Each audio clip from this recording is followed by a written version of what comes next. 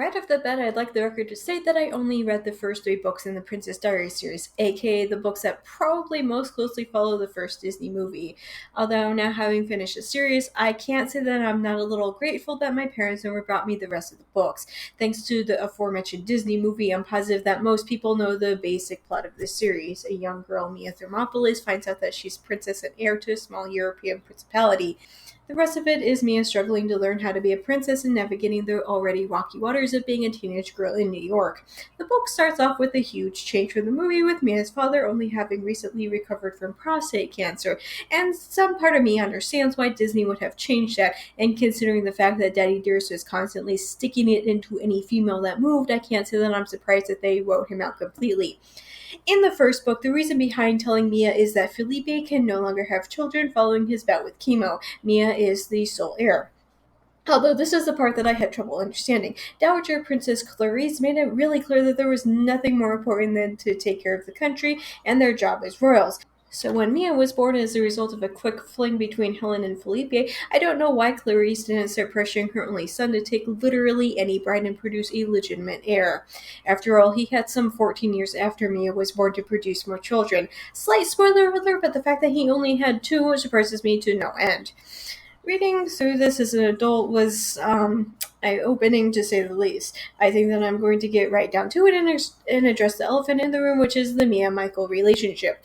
When I read this not long after the movie first came out, around 2001 or 2002, I thought that Mia's relationship with Michael was so romantic. Of course, I was also 11 or 12 at the time and completely and utterly oblivious to certain red flags.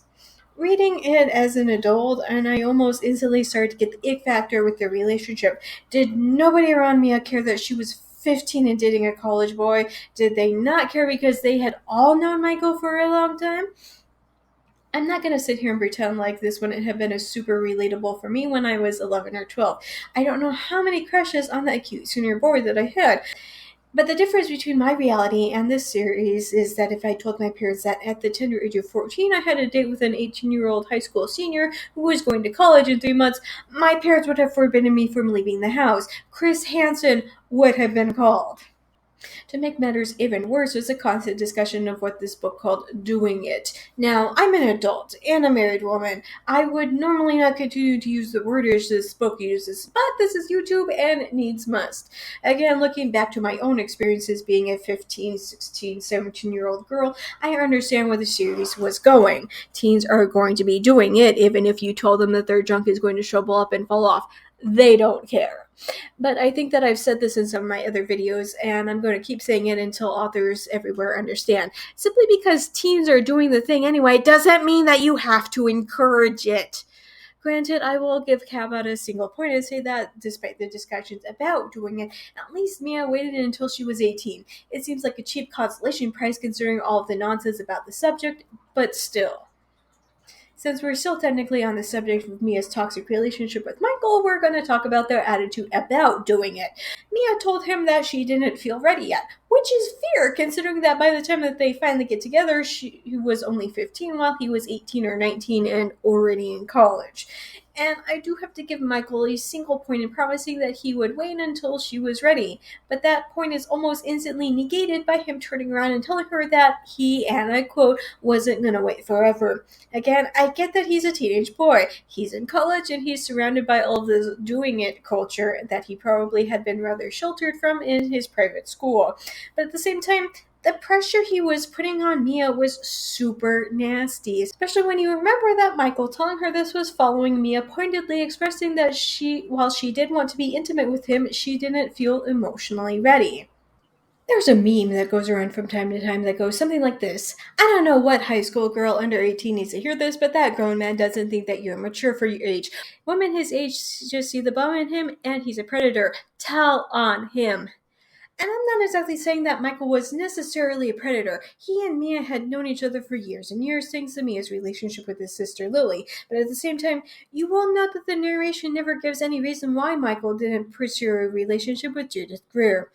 At one point, Michael decided that he would always be in Mia's princess shadow, so he decided to accept an opportunity to build a medical robot, which is fine, and I get it, but it was in Japan, and that sparked a huge fight between him and Mia. And I get that being gone for at least a year is stressful to any relationship, and that long distance stuff is miserable, but I also understand his need to leave. But gosh darn it, they both hit below the belt with their hurt, which I think is feeding back into the things I keep going on about. Mia is too young, and this relationship is too toxic. Before he left, Mia somehow convinced herself that if she simply did it with Michael, then he would stay, that it was the sole reason why he was leaving, and not to prove himself and convince the rest of the world that the two of them somehow deserved to be together. Although if you ask me, Mia embarrassing herself at the hotel room after everything else that had gone on in the rest of the book was the absolute cherry on top. Before we jump back into Michael's return, I need to talk about Lily, because I'm over here calling the central love interest a toxic poop show, but Lily is easily 10 times worse. Despite the fact that Mia kept saying over and over that Lily was her best friend and had been since first grade, I never actually got the impression that the two of them even liked each other much. Actually, as I sit here and contemplate their relationship, another meme I once saw comes to mind. Were you actually friends, or were you simply forced to be together for 5 days a week? Because even Mia frequently admitted that she didn't exactly have a lot in common with Lily. Lily was pushy, rude, and dismissive of Mia's wants. I often felt that she had a sense of self-righteousness that didn't quite fit in with the way that she acted. Which, sure, she said that she did care about things like the hose overcharging non-Asian people or the unjust firing of an immigrant busboy, but let's be honest here. Was Lily's concern over these issues seriously about helping people, or was it getting the attention that she wasn't getting from her parents because they were too busy with their gay children of Holocaust survivors meeting? By the way, that isn't my joke, that was literally in one of the books. And I kind of thought that it was funny over how Lily was constantly talking about all of this BS psychology stuff like self actualization, yet she was so unbelievably obtuse about her own numerous shortcomings. Maybe if she focused less on Mia's perceived wrongs and focused more on herself, she would have been much happier. Now, before I jump into the absolute final nail in the Lily coffin, I need to take a further step back and talk about JP. JP was a character who was mentioned constantly in the background, but it wasn't until about, I want to say, halfway through the series that he actually had a name. Up until this point, he was always boy who hates it when they put corn in the chili. He was finally given a real introduction when Grandmere tried to push Mia and JP together because she was in a bidding war with JP's father. I guess she thought that getting her competitor's son a girlfriend would make the father happy. I have no idea, it doesn't matter. Right away, JP inserted himself into their friend group, which is fine since Mia had always made it seem like he was a loner who sat by himself, ostracized by his dislike of corn and chili. And by this point, I was already team literally anybody but Michael. Mia, what are you doing? Don't resign yourself to the first guy you seriously dated. So when it became obvious that JP had a crush on Mia, I was like, yay, let's do this. When JP started dating Lily, it was beginning to throw a couple of red flags. But after me and Michael officially broke up, JP immediately broke up with Lily. That should have been the first clue that something wasn't quite right, especially because he disrespected Mia's boundaries and was on her case about her not going out with him before the tears on Mia's cheeks had even dried. Not cool. I might have been team anybody met Michael, but darn, dating her best friend and dumping the friend the second the girl you likes becomes available is not the right way, my dude. But it was JP's betrayal that somehow wedged an irreparable rift in Mia's friendship with Lily, despite the fact that it wasn't Mia's doing. Mia was over here still crying up over Michael breaking up with her and moving to Japan, yet Lily blamed Mia over the entire thing and said some choice words about her. But it's not like I care that much about the friendship having finally reached its natural conclusion. After all, I was hardly Lily's biggest fan and often questioned why Mia was even friends with her at all. I do wish that Lily had enough self-awareness to understand that JP was driving the wedge between her and Mia, but no. Put a pin into this because we're going to get back to Lily after we finish talking about JP. Then there was a time skip for 2 years, during which, instead of constantly writing in her diary, Mia instead wrote a romance novel, which put into this because we'll come back in a second. Anyway, Mia has been with JP this entire time, and while she kept insisting to him, but also in her own diary, that she loved him, it was pretty obvious to me that he was always going to be second to Michael, which is kind of terrible for JP, who will always feel like he's the miserable consolation prize. For sure, there's that part of me that was once a teenage girl who was terrified of being the sad and kissed virgin who understands why Mia hangs on to JP even when it's obvious that she's seriously not that into him. But mostly felt angry that she was stringing him along, but not like too angry because of what JD did, and I'll get back to this in a moment. Michael shows up around this time. having not only invented his robotic surgical arm, but also to the tune of many millions of dollars. So not only did he achieve what he set out to do, but he also came back with enough achievement that even Grandmere wanted one of the surgical arms for herself. And as I was saying a moment earlier, Mia constantly has to tell herself that she's with JP now. She should be over Michael, and while I do agree that she should have spent the past 2 years working on getting over Michael, again, the fact that she keeps reminding herself that she loves JP should have been a personal red flag to her. Loving somebody shouldn't be difficult, especially not the way that Mia was going about it. Anyway, going back to the walking red flag, I mean JP, the problem really kicked off in the second half of the 10th book. Mia had kept telling JP that she didn't want to go to prom, she did not want a promposal, and for the love of sanity, she didn't want some embarrassing public promposal. So JP naturally got down on his knee at Mia's 18th birthday party, took out a freaking diamond ring, and asked if she'd go to prom with him. Thanks to her celebrity status, the press was there and failed to catch the nuance between a promposal and a straight-up proposal. They only saw the diamond ring and ran with the story of Mia's engagement. Another huge red flag was JP's reaction towards the romance novel Mia wrote. She wanted to keep it a secret from everybody under the idea that her friends and family would love it simply because they wanted to be supportive of her. And she wanted to keep it a secret from publishers with the idea that if she used her actual name to publish, people would read it simply because of who she is. And she did get a generally positive response from her friends. I'm not bringing any of that into question because of course, as somebody's friend, when they say, hey, you wrote a novel, your response should be along the lines of, oh my god, it was so good. Because even if you think that the novel has room to grow, you can still be nice about the entire thing to their face. But JP was nothing but rude about the entire thing. He openly told her that he thought that writing mainstream historical romance was somehow beneath Mia, despite her having had an interest in romances pretty much from the beginning of the series, which the entire thing reeks of JP's own misogyny, but we don't have time to unpack any of that.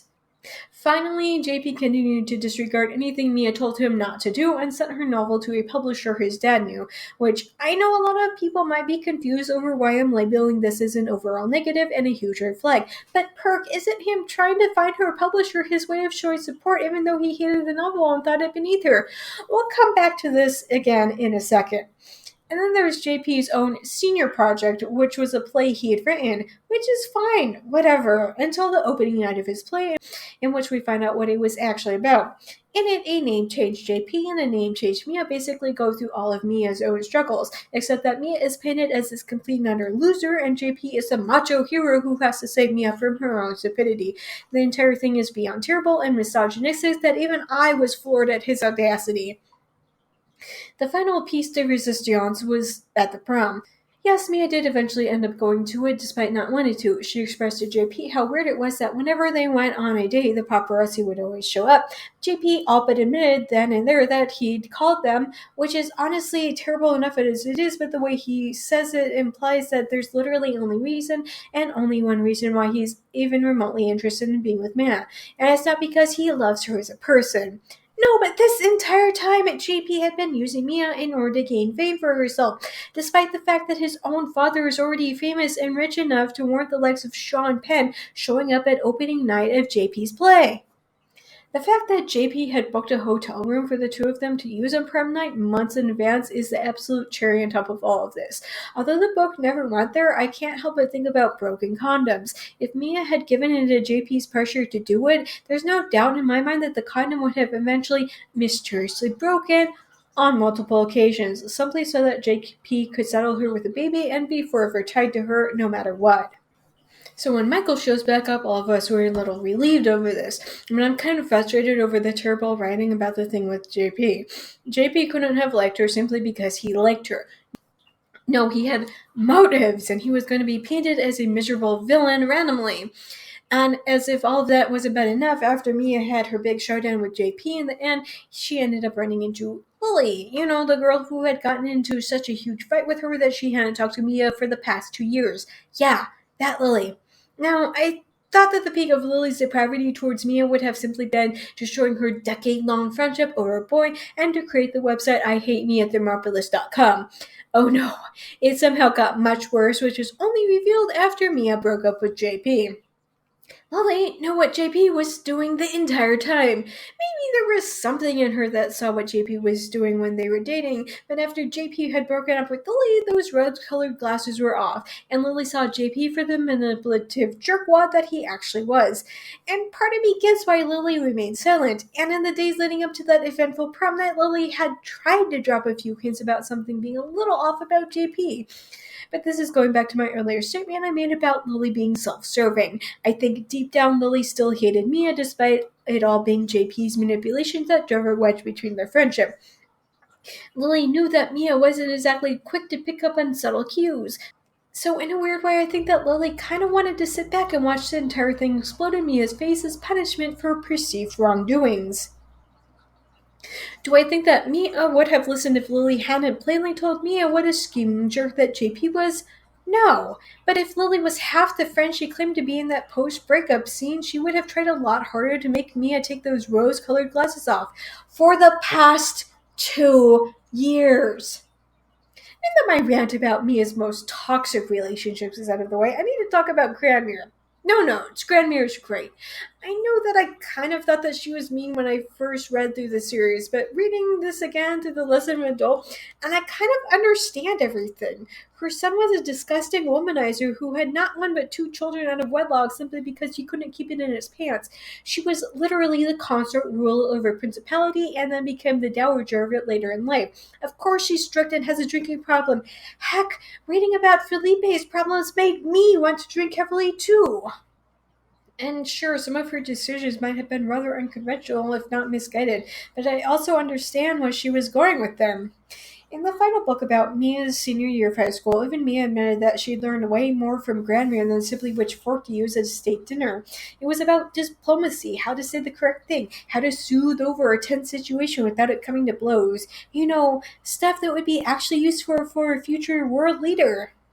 The one thing that I don't really understand is why is it that Disney decided to cast Julie Andrews as the grandmother? I was talking about it with my husband once. After I described the general disposition of Grandmere, he said they should have cast Eartha Kitt. Thinking of her role as Yasmin, the Emperor's New Groove, I thought that a casting decision like that would have made the movie so funny.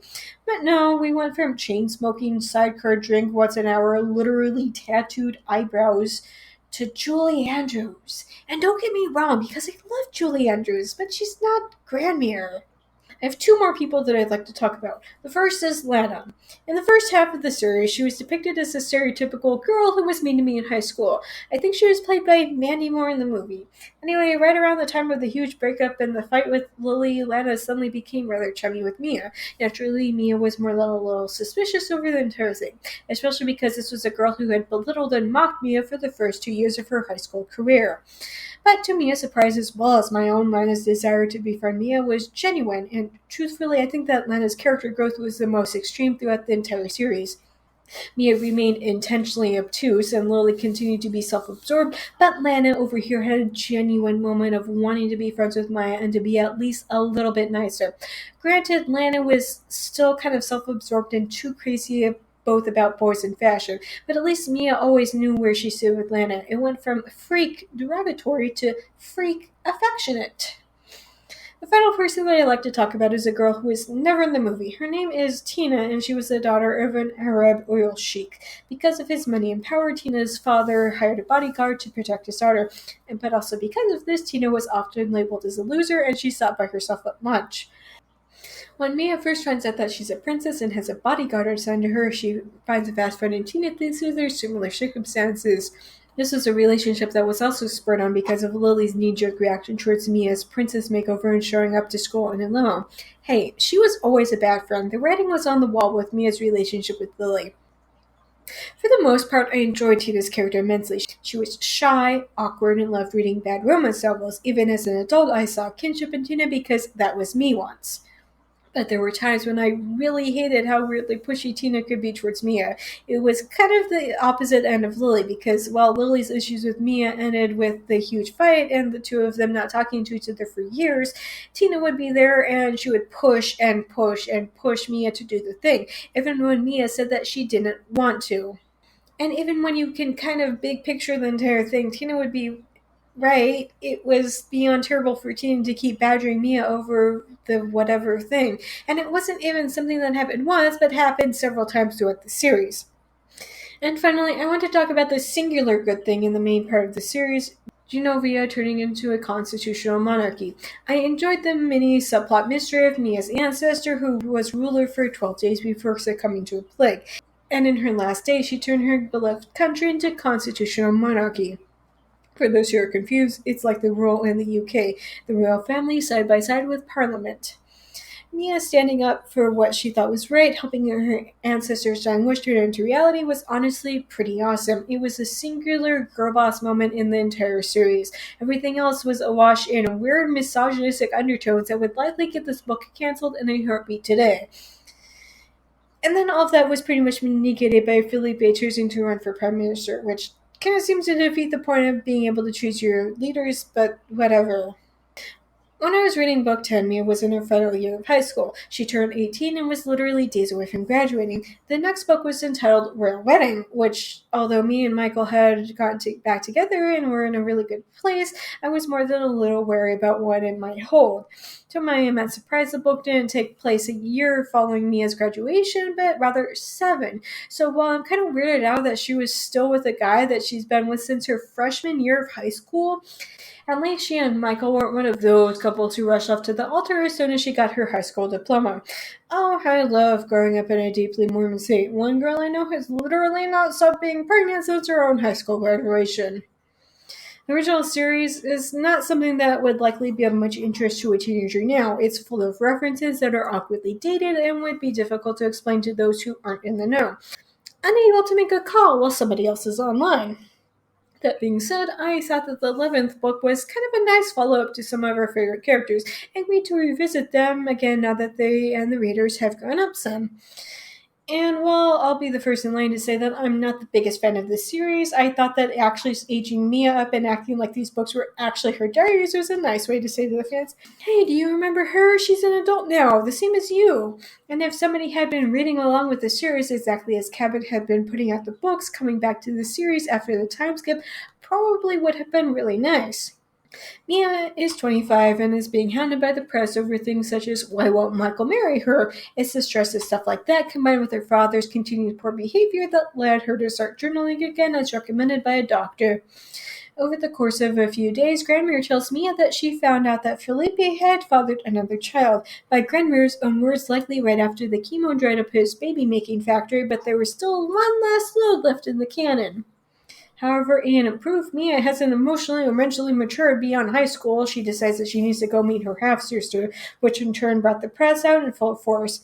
There was also a disturbing undercurrent of Olivia's aunt and uncle who were raising her after her mother died when Olivia was 2, treating Olivia like a frickin' Cinderella while the rest of the family makes bank off from the child support payments Felipe had been sending. It was never really addressed full on, only kind of dealt with off page by Felipe and his lawyers. And I know that this is supposed to be Mia's diary and everything, but at the same time, Mia's supposed to be an adult now. Why couldn't we have had some hints as to what was going on? In the end, Michael proposed to Mia, and Grandmere proved that she still thought that she was in charge and released all of this stuff to the press. And I know that my opinion about it is still the unpopular one, but I don't blame Grandmere for trying to draw attention away from her son's continuing poor behavior and brushes with the New York law after speeding. However, all of Grandmere's wedding plans are almost instantly thrown out the window when it's revealed that Mia is pregnant with twins, which we probably should have seen coming because for the most of the novel they were making fun of gossip rags that said nonsense like, Princess Mia is pregnant with Prince Harry's twins. Yes, that Prince Harry. Yes, this book is already awkwardly outdated with references despite it having only come out in 2015. Overall, I thought that the series was beyond mediocre, went on for too long, and needed to have like half the amount of references in it. A lot of reviews complained that everything after the 3rd book, where she finally hooked up with Michael, felt so unnecessary. And I agree. Cabot should have simply taken her fat truck from Disney and moved on to greener pastures rather than trying to endlessly beat a dead horse. So when Mia was born as a result of a quick fling between Helen and Felipe, there was a cat in my way.